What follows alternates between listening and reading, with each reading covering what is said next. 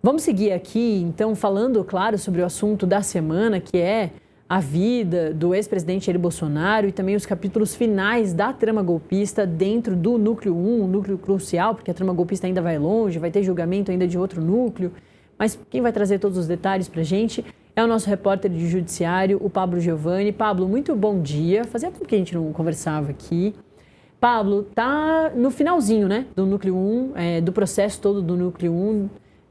O núcleo 1 que foi o primeiro a ser julgado, teve o julgamento em setembro, e aí desde então a gente vai acompanhando os pedidos de recurso das defesas.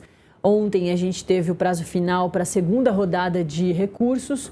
O ex-presidente Jair Bolsonaro não pediu novos recursos, mas vai ter até a sexta-feira agora para pedir uma terceira rodada de recursos, que são os tais infringentes, né? Embargos infringentes. Bom dia, Nath. Bom dia a todos que estão acompanhando aqui no Metrópolis. O ex-presidente Jair Bolsonaro tinha até ontem, né? Seus advogados tinham a opção de apresentar os segundos embargos de declaração, que é um recurso dentro do regimento do Supremo e também no Código de Processo Civil, que as defesas podem questionar, apontar algumas omissões, obscuridades acerca do acórdão de condenação das ações penais.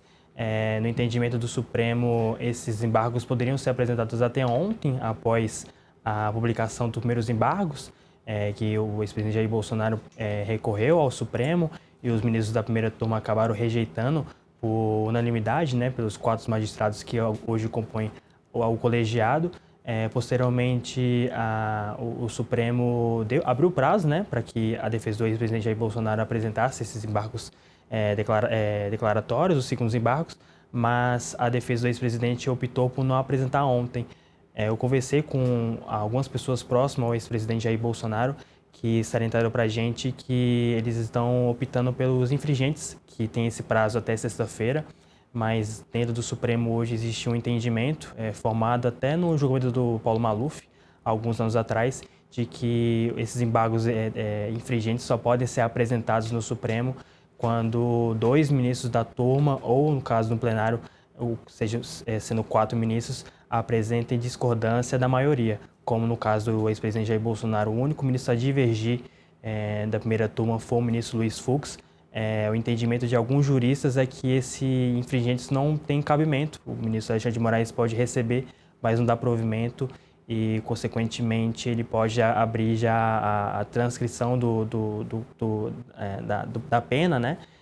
Revogando a prisão preventiva do ex-presidente Jair Bolsonaro no inquérito da coação, ao qual o Eduardo Bolsonaro, filho dele, é denunciado pela PGR, e entrando agora nos trâmites da ação penal, que é a condenação a 27 anos de prisão do ex-presidente, como você bem salientou lá em setembro, quando 4 dos 5 ministros votaram para esse entendimento. O Pablo, mais cedo a gente conversou com um advogado também para entender melhor os próximos passos, e eu pontuei, né, que para além do ex-presidente Jair Bolsonaro, também não pediram novos recursos Alexandre Ramagem e Anderson Torres. E a questão do Alexandre Ramagem acho que chama bastante atenção e deixou bastante dúvida para a nossa audiência, porque pensou, ele é foragido, está fora, não vai ser preso, a não ser que volte para o Brasil. Mas mesmo assim o processo, claro, segue acontecendo. Então as defesas continuam se movimentando para pedir novos embargos ou não. E aí Anderson Torres e Alexandre Ramagem estão na mesma de Bolsonaro, vão ter aí até a sexta-feira para fazer esse pedido de embargo infringente, mas claro, de forma monocrática, o ministro Alexandre de Moraes pode entender que é protelatório e já pediu o trânsito em julgado, né? O ministro Alexandre de Moraes, ele tem esse entendimento, né, que ele pode salientar na decisão dele de hoje ou até amanhã, que ele pode entender que esses segundos embargos que foram apresentados por parte das defesas dos réus, né, no caso foi Augusto Heleno, Almir Garnier e Walter Souza Braga Neto, o candidato a vice-presidente na chapa do ex-presidente Jair Bolsonaro em 22, eles apresentaram esses embargos declaratórios e o ministro Alexandre de Moraes pode entender que esses embargos sejam só para tentar apontar alguma omissão que não existe no julgamento dos primeiros e, a partir disso, ele pode dar entrada já na execução da pena.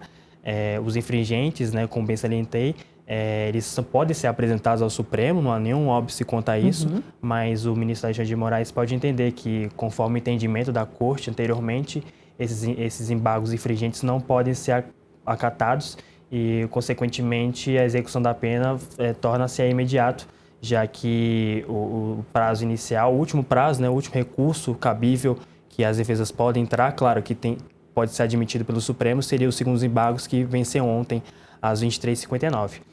Mas, claro, as defesas podem apresentar. O ex-presidente Jair Bolsonaro, inclusive, no fim de semana, quando pediu a revogação da prisão preventiva ao ministro Alexandre de Moraes, salientou que ia apresentar esses embargos infringentes até sexta-feira. Então, assim, o entendimento do Supremo é que os embargos só podem ser apresentados, os infringentes, quando houver 2 ministros divergentes na turma. No caso do ex-presidente, foi apenas um. Então, essa conclusão que a defesa do ex-presidente acabou acatando é que esses embargos podem ser apresentados e serão apresentados até sexta-feira.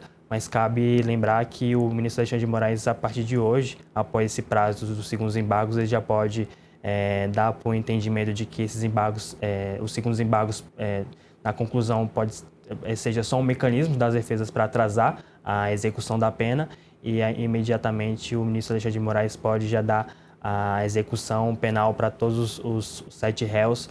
Vale salientar, inclusive, que o 8º réu, que é o ex-ajudante de ordens, Mauro Cid, ele já cumpre a pena já de 2 anos imposta pelo ministro Alexandre de Moraes junto ao colegiado em regime aberto. Nath. Ô, Pablo, e vale também, claro, a gente falar dos outros núcleos, né? A gente tem outros 2 núcleos que já foram quase todos condenados. A gente teve um que foi absolvido por falta de provas, né? As únicas... enfim, a única coisa que tinha ali contra o general Teófilo, que fazia parte do núcleo 3 dos Kids Pretos, né? Se não me engano, era a delação do Mauro Cid e já tem o entendimento que apenas a delação, precisa comprovar tudo que aparece ali na delação.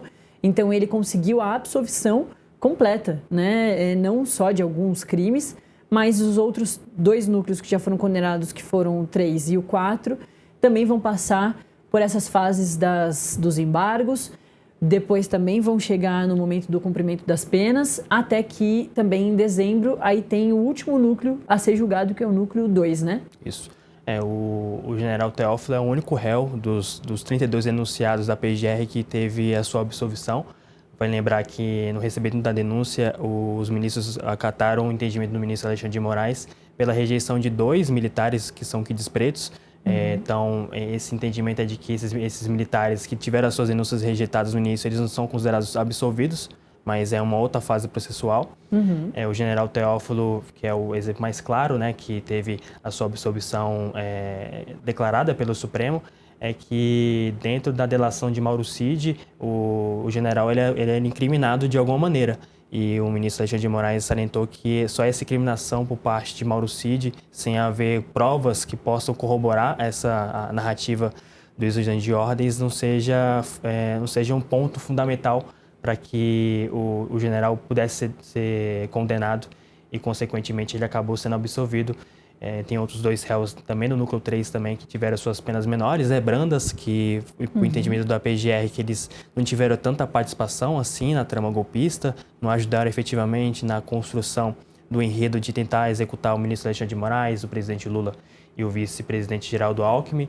E, segundo a denúncia e segundo o entendimento do ministro Alexandre de Moraes, eles só participaram, 2 militares só participaram na construção de uma carta que seria para pressionar o general do Exército, que era o comandante do Exército, né, que era o general Freire Gomes, e o entendimento do ministro Alexandre de Moraes, só essa prova não seria possível a condenação desses 2 militares. O núcleo 3 teve a sua conclusão agora, em novembro, e no mês que vem tem o núcleo 4, o núcleo 2, perdão, que são Silvinei Vasquez, Fernando de Souza Oliveira, Marília Alencar e alguns outros réus, como também o Felipe Martins, que é um ex-assessor do ex-presidente Jair Bolsonaro. Todos esses são denunciados por 5 crimes pela PGR, são todos réus na ação penal. Segundo o Procurador-Geral da República, Paulo Gonet, eles dariam algum suporte para que a trama golpista pudesse ser executada, especialmente no segundo turno das eleições de 22, quando a PRF de alguma maneira tentou interferir para que eleitores do Nordeste, especialmente eleitores do presidente Lula, não pudessem votar nas urnas no segundo turno e, consequentemente, poder levar à consagração do presidente Jair Bolsonaro como eleito em 22. Então, o Núcleo 2 hoje trabalha mais nesse contexto, de que esses réus tentaram de alguma maneira dar suporte ao Núcleo 1, especialmente ao ex-presidente Jair Bolsonaro, para a consumação de um golpe de Estado. Eles terão seu julgamento no mês que vem, em 4 sessões previamente. Nas sessões passadas, no Núcleo 3 e Núcleo 4, o Supremo conseguiu, na primeira turma, conseguiu concluir esse julgamento em 3 sessões. Então, é esperado que o Supremo também conclua também 3 sessões no Núcleo 2 e consiga ter todos os núcleos dos seus réus condenados ainda em 2025. Vale ressaltar ainda que tem ainda um réu que ainda não teve o seu julgamento da denúncia, que é o jornalista Paulo Figueiredo, que hoje está nos Estados Unidos, junto com o Eduardo Bolsonaro. Ele, inclusive, é denunciado em outro caso no Supremo, que é o caso da coação, junto ao filho do ex-presidente. Isso, Eduardo.